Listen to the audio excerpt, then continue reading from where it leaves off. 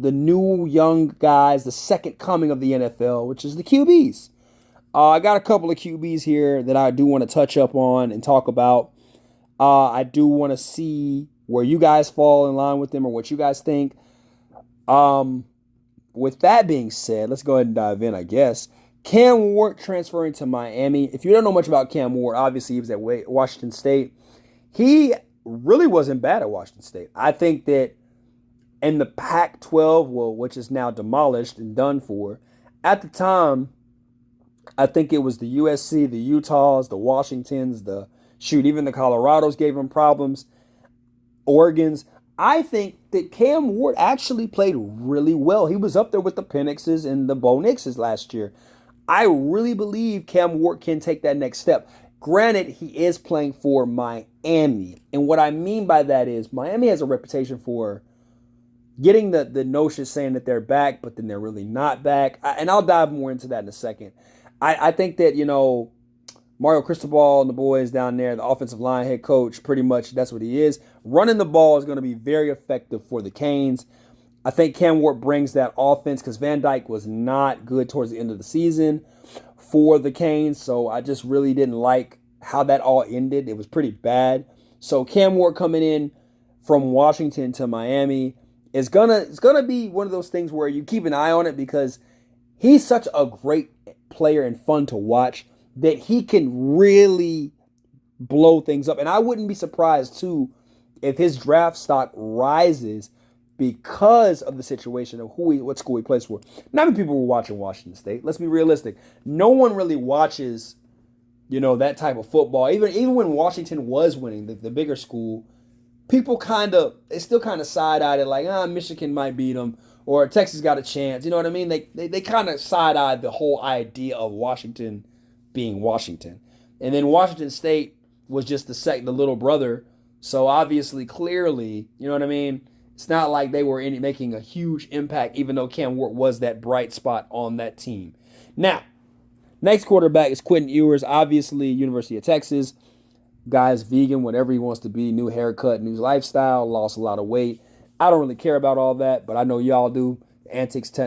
I'm a huge Aggie fan, so obviously, clearly, this Texas segment is going to be real short with me. I can't wait till November 30th when y'all play on my birthday. That will be fun to watch. We're going to beat the hell out of the Longhorns. Now, enough of that talk. But honestly, though, X's and O's wise, Quentin Ewers is up there too as well as the top five to QB, top 10 QB, however you want to put it. He is one of those guys that is exceptionally well, knows how to handle it, take care of business. Obviously, with the Bama win, he did a good job there last year. Now, what I will say about Quentin Ewers is the fact that, Manning is right behind him, so he really can't afford to make any mistakes. But I think that Ewers is going to be decent. He ain't gonna be too bad. Sarkisian is how you say his name. I think that's how you say his name. Sarkisian really has a great system when it comes to the University of Texas. He's bringing that old style back, the Mac Brown era, kind of something like that. And I'm kind of anxious to see how Texas fares against the SEC schools. A lot of these old/new rivals where they play Arkansas again, A&M, of course. Then some new ones where they get to finally play Alabama on a regular, maybe an Ole Miss game, stuff like that.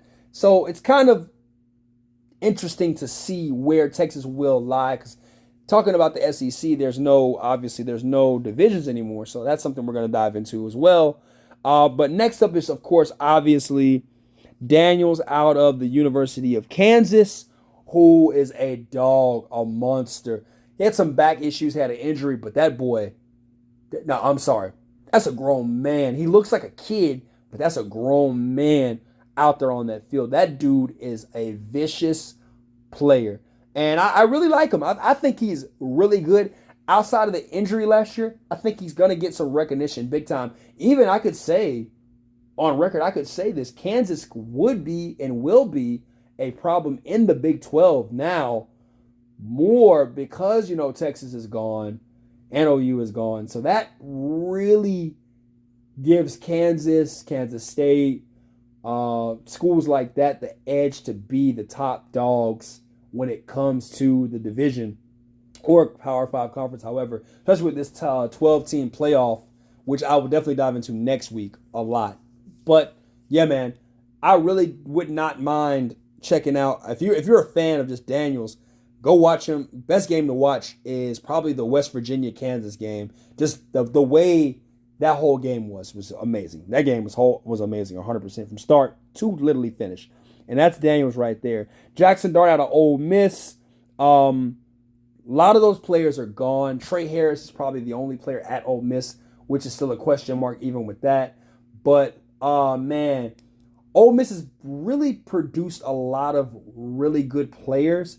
They just haven't really panned out in the NFL. And what I mean by good players is there's some great skill players, I think, just misused in the NFL. 100%. And this goes back to the A.J. Brown, DJ Metcalf days, Evan Ingram days, Dontario Drummond days, where I'm just looking at this roster and I say to myself, Ole Miss really got some dogs on their team. And Jackson Dart is actually one of them, man. So, at QB, Jackson Dart really can run. He gives you the, I can't think of the kid's name. Was it Matt Corral a couple years back that they drafted?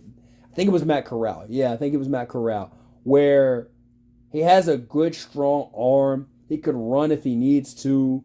Knows how to get out of trouble. He could play with less.